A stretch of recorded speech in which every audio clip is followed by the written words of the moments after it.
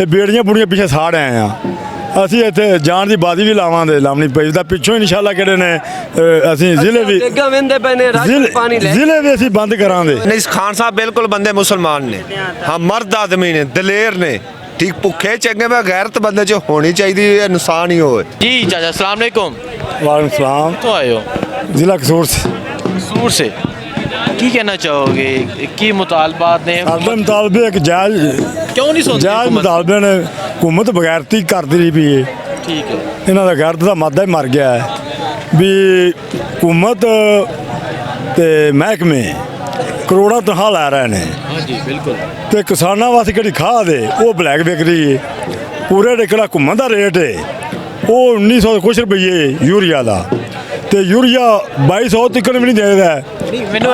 ਮੈਨੂੰ ਇਹ ਦੱਸੋ ਤੁਸੀਂ ਕੱਲ ਦੇ ਚੱਲੇ ਹੋ ਰੁਕਾਵਟਾਂ ਪਰਸੋਂ ਦੇ ਚੱਲੇ ਹੋ ਕੰਟੇਨਰ ਲੱਗੇ ਸਨ ਹਟਾਉਂਦੇ ਤੁਸੀਂ ਇੱਥੇ ਪਹੁੰਚ ਗਏ ਹੋ। ਹਾਂਜੀ ਤੁਹਾਡਾ ਕੋਈ ਮੁਤਾਲਬਾ ਸੁਣਨ ਵਾਸਤੇ ਕੋਈ ਨਹੀਂ ਤੁਹਾਨੂੰ ਅੱਜ ਤੱਕ ਨਹੀਂ ਕੋਈ ਮੁਤਾਲਬਾ ਸੁਣਨ ਵਾਸਤੇ ਨਹੀਂ ਆਇਆ।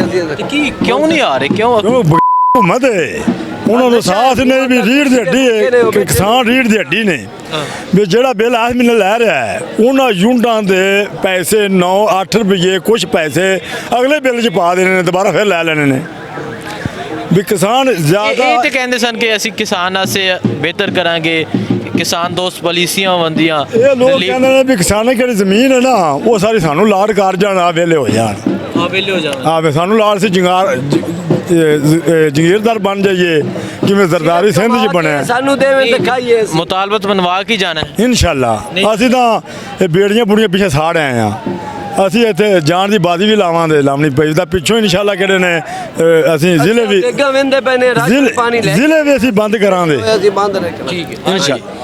हाँ जी इम्तियाज़ मुर्दाना साहिवाल तो आए हैं जी। ਸਾਈਵਾਲ ਤੋਂ ਆਏ ਤੁਸੀਂ ਕੀ ਕਹਿਣਾ ਚਾਹੋਗੇ? साडा जनाब ਕੱਲ੍ਹ ਦੇ ਤੁਸੀਂ ਇੱਥੇ ਮੌਜੂਦ ਹੋ ਮਕਸਦ ਸਾਹਿਬ ਨੇ ਦੱਸ ਦਿੱਤਾ परसों दे ठीक है। परसों दे आए हुए हैं। साडा मकसद बिजली दे बिल्लां दा है ते खाद पानी खाद जनाब महंगी है अद्वियात महंगियां ने सानू जिमीदारां नू कोई शै नहीं बचदी पे सप्पां दी सिरियां असीं मदने आए एसियां ते बह के जनाब ये बैठे ने मौजां ये करदे पे ने सप्पां दी सिरियां मद के मज्जां डंगरां नू गर्मी सर्दी पट्टे पा के ਜਿਹੜੇ ਲੋਕ ਸੱਪ ਐ ਤੁਸੀਂ ਸਾਰੇ ਸੱਪਾਂ ਦੀ ਸੀਰੀਆਂ ਮਦਦ ਨਾਲ ਲਿਓ ਪਿੱਛੇ ਤੇ ਨਹੀਂ ਜਾਓਗੇ भाईजान असीं तां अपने उत्थे ही मरना है भुखियां ते इत्थे ही मरना बैठे हैं राशन पानी लै आंदा है जितनी देर है खांदे पे हैं ना खादा तो साडे नबियां ने पत्थर खा के खादे असीं पत्थर खा के गुजारा कर सा मुतालबत मनवा इंशाअल्लाह मुतालबत मना के जिसा नहीं जाना इंशाअल्लाह नहीं जाना। हाँ जी चाचा जी ਤੁਸੀਂ ਕਿੱਥੋਂ ਇੱਥੇ ਹੀ ਤੁਸੀਂ भी नाल ही काड़े दे हाँ काड़े देखिए जी आपने पाकिस्तान के मुख्तलिफ शहरों से लोग यहाँ पहुँचे हैं कितों आए हो?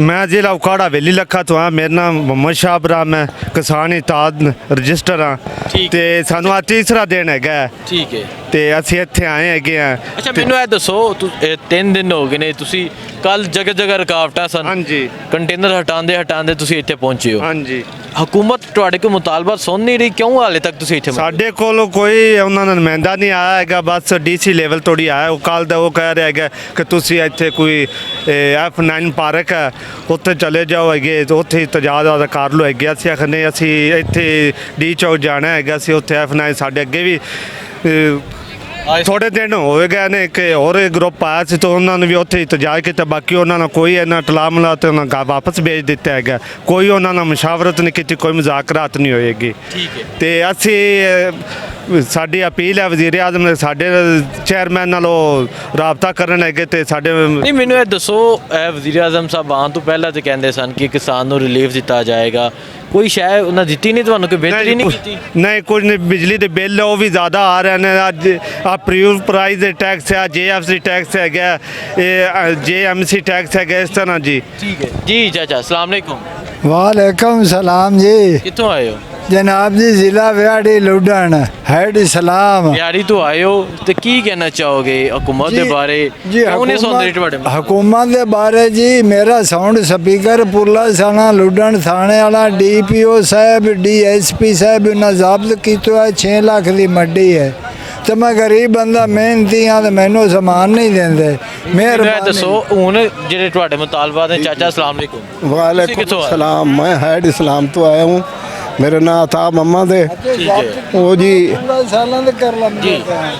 गल तो कर ले अच्छा साढ़े मुतालबे आ ਸਾਡੇ ਬਿਜਲੀ ਦੇ ਬਿੱਲ ਮੰਗਿਆ ਅਸੀਂ ਕਣਕ ਵੇਚ ਤੁਸੀਂ ਜਿੱਧਰੋਂ ਆਏ ਹੋ ਤੇ ਸਲਾਬ ਆਏ ਆ ਜੀ ਜੀ ਤੇ ਤੁਹਾਡੀ ਜਿਹੜੀ ਫਸਲਾਂ ਹਨ ਤਬਾਹ ਹੋ ਗਈਆਂ ਤਬਾਹ ਹੋ ਗਈਆਂ, ਫਸਲਾਂ ਸਾਰੀਆਂ ਤਬਾਹ ਹੋ ਗਈਆਂ। ਸਾਡੇ ਪੱਲੇ ਕੋਈ ਸ਼ੈ ਨਹੀਂ। ਅਸੀਂ ਆਪ ਦੇ ਯਾਰ ਮਿਹਰਬਾਨੀ ਕਰ। ਅੱਛਾ ਅਸੀਂ ਆਪਣਾ ਹੱਕ ਮੰਗਣਾ, ਸਾਡੀ ਗੱਲ ਵੀ ਨਹੀਂ ਸੁਣਦੇ। ਫਸਲਾਂ ਤਬਾਹ ਹੋ ਗਈਆਂ ਫਿਰ ਵੀ ਬਿਜਲੀ ਦੇ ਬਿੱਲ ਆਏ ਨੇ ਤੁਹਾਡੇ ਬਿਜਲੀ ਦੇ ਬਿੱਲ ਟਿਊਬਵੈੱਲ ਫਿਰ ਵੀ ਟੂਵੈਲ ਦੇ ਬਿੱਲ ਫਿਰ ਵੀ ਆ ਗਏ, ਸਲਾਬ ਨਾਲ ਫਸਲ ਸਲਾਬ ਆਇਆ ਫਿਰ ਵੀ ਟਿਊਬਵੈੱਲ ਫਿਰ ਵੀ ਟੂਵੈਲ ਦੇ ਬਿੱਲ ਆ ਟੂਬਲ ਗਏ। ਪੈ ਦਾ 60 ਹਜ਼ਾਰ ਰੁਪਇਆ ਬੰਦ ਟੂਬਲ ਪੈ ਦਾ ਹਾਂਜੀ ਨਹੀਂ ਚਲਾਇਆ ਵੀ ਬੰਦ ਹੋ ਗਿਆ ਹੈ। ਤੇ ਉਹਦਾ 60 ਹਜ਼ਾਰ ਰੁਪਇਆ ਸਾਨੂੰ ਬਿੱਲ ਆਇਆ 60 ਹਜ਼ਾਰ ਰੁਪਇਆ ਬੰਦ ਟਿਊਬਵੈੱਲ ਦਾ ਬਿੱਲ ਆਇਆ ਜੀ 60 ਤੋਂ ਜ਼ਿਆਦਾ ਹਾਂਜੀ ਟੂਵੈਲ ਦਾ ਤਾਂ ਅਸੀਂ ਕੀ ਕਰੀਏ सर जी गरीब आवाम की करे अभी गरीब आवाम की करे एक घर ਦੇ ਵਿੱਚ ਇੱਕ ਬੰਦਾ ਕਮਾਉਣ ਵਾਲਾ 10 ਬੱਚੇ ਖਾਣ ਵਾਲੇ ਨੇ ਤਾਂ ਘਰ ਦੇ ਪੂਰੇ ਕਰੇ ਜਾਂ ਬਿੱਲ ਪੂਰੇ ਕਰੇ, ਇਹ ਕੀ ਹੋ ਸਕਦਾ? ਇਹ ਹਕੂਮਤ ਕਹਿ ਰਹੀ ਸੀ ਕਿ ਮੁਤਾਲਬਾਤ ਤੁਹਾਡੇ ਬੰਨੇ ਜਾਵਨ ਦੇ ਕਤਰ ਵਿੱਚ ਐਲਾਨ ਕੀਤਾ ਸੀ, ਉਸ ਤੋਂ ਇਲਾਵਾ ਕਿਸਾਨ ਨੂੰ ਰਿਲੀਫ ਦਿੱਤਾ ਜਾਏਗਾ। ਕਿਸਾਨ ਰੀੜ ਦੀ ਹੱਡੀ ਹੈ ਤੇ ਕੁਝ ਨਹੀਂ ਕੀਤਾ ਸਰ ਕਿਸਾਨ ਜੀ ਰੀੜ ਦੀ ਹੱਡੀ ਉਹਨਾਂ ਨੇ ਇਸ ਵਾਸਤੇ ਦੱਸੀ ਹੈ ਕਿ ਉਹਨਾਂ ਦੇ ਲੱਕ 'ਚ ਖਪਾਉਣ ਵਾਸਤੇ ਰੀੜ ਦੀ ਹੱਡੀ ਉਹਨੇ ਇਸ ਵਾਸਤੇ ਦੱਸੀ ਹੈ ਕਿ ਸਿਰਫ ਖਪਾਉਣੀ ਹੈ। ਉਹਨਾਂ ਨੇ ਕਿਹਾ ਸਿਰਫ ਤਰਸੋ, ਗਰੀਬ ਨੂੰ ਮਾਰਨਾ ਹੈ ਔਰ ਛੋੜਨੀ ਕਸਰ ਕੋਈ ਨਹੀਂ ਇਹਨਾਂ ਨੇ। ਉਹ ਸਹੀ ਕਹਿੰਦੇ ਨੇ ਕਿ ਉਹ ਘਬਰਾਣਾ ਨਹੀਂ, ਭਾਵੇਂ ਸਾਰੇ ਮਰ ਜਾਣ, ਘਬਰਾਣਾ ਨਹੀਂ ਹੈ।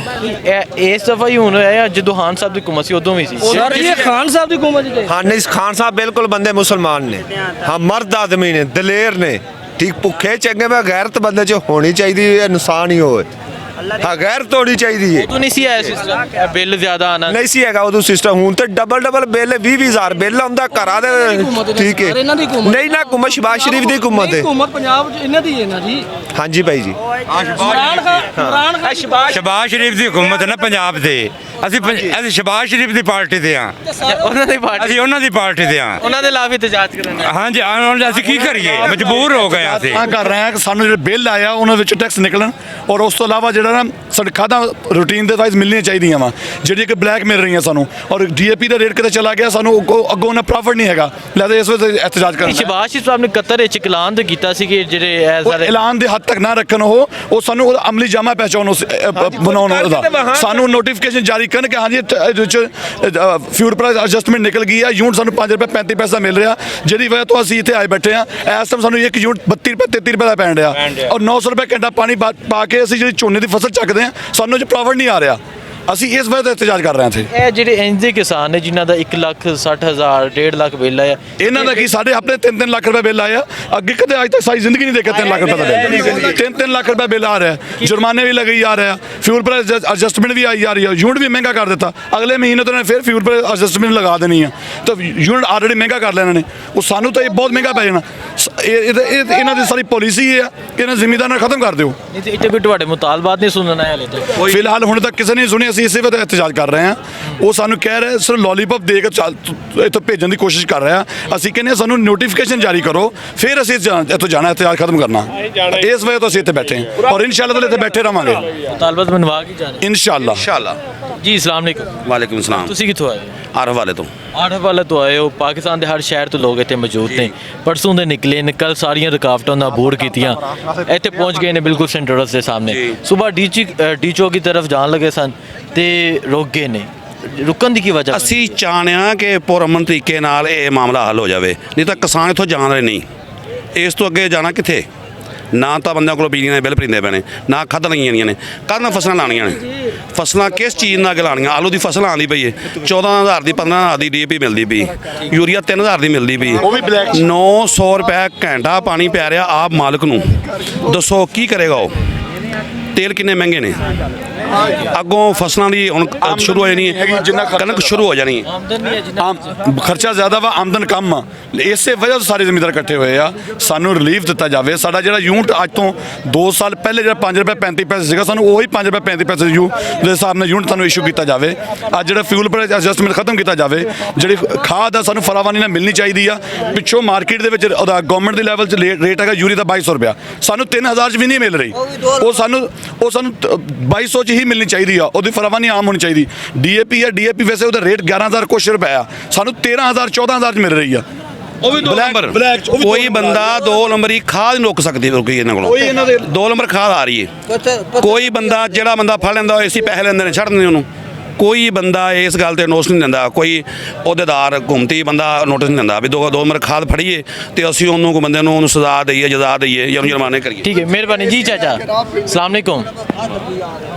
देखें जी, पाकिस्तान के मुख्तलिफ शहरों से किसान यहाँ पहुँचे हैं, उनके मुतालबात आपने सुने क्या कह रहे हैं, और ये कह रहे हैं कि ये तब तक यहाँ से नहीं जाएंगे जब तक इनके मुतालबात सुने नहीं जाते और जब तक बाकायदा नोटिफिकेशन नहीं आता। इनका कहना है कि इन्हें लॉलीपॉप देने की कोशिश की जा रही है, लेकिन यहाँ से नहीं उठेंगे, अपने मुतालबात मनवा के जाएंगे। और इस तरह एक बहुत बड़ी तादाद में किसान मौजूद हैं। जो भी अपडेट होगी आपको देता रहूँगा। बहुत शुक्रिया, अल्लाह हाफ़िज़।